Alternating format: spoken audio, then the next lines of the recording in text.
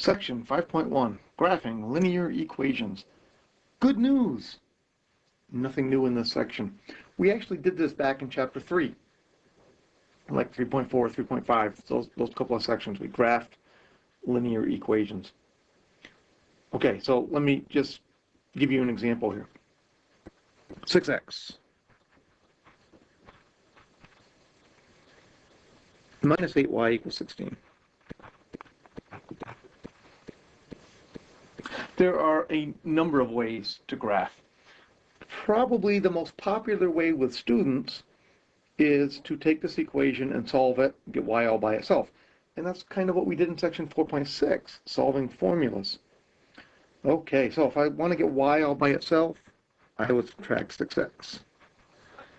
So I would have minus 8y is minus 6x plus 16, and then I would divide by minus 8. Y is, let's see, that reduces to be 3/4 x minus 2. Okay, once we get it in that form, we should remember how to graph. Shouldn't be very difficult. We mark our axes.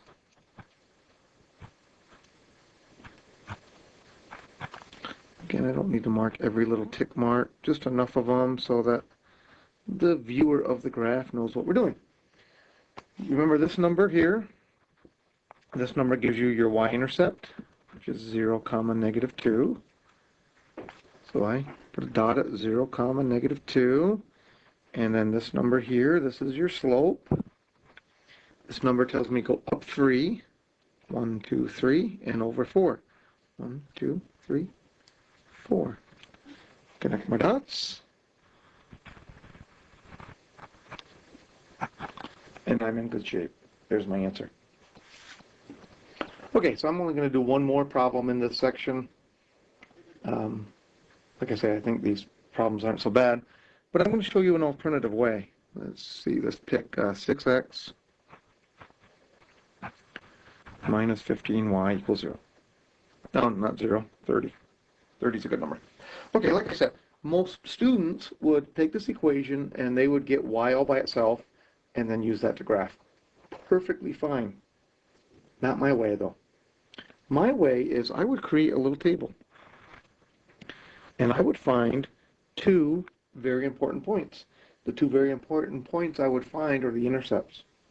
To find the intercepts, to find the y-intercept in particular, I plug in 0 for x. If I plug in 0 for x, what's left over is minus 15y equals 30. Divide by negative 15, y is negative 2.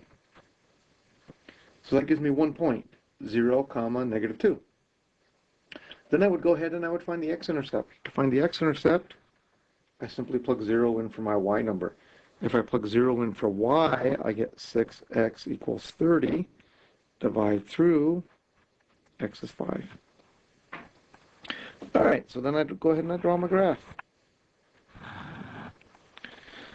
Again, I have to give a scaling, mark off enough so that everybody can tell what I'm doing.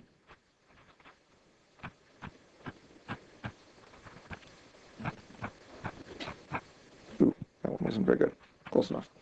Okay, so I have 1 point, 0, -2. So I put a dot right there at 0, -2. And I have another point, 5, 0. I put a dot there.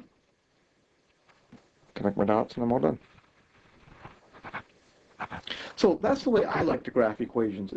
If they're given in that form where y is not all by itself, my personal choice is usually to plug in the intercepts, plug in zeros and compute the intercepts. Now, if I had something more complicated, if I had a linear equation where my left-hand side had a bunch of stuff I could simplify and my right-hand side had a bunch of stuff that I could simplify, I would go ahead and do that first. It's always a good idea to go ahead and simplify. But once you do that, it then becomes your choice. You can either get y all by itself and graph, which is pretty easy, or you can compute the intercepts as I did and graph, which is also pretty easy.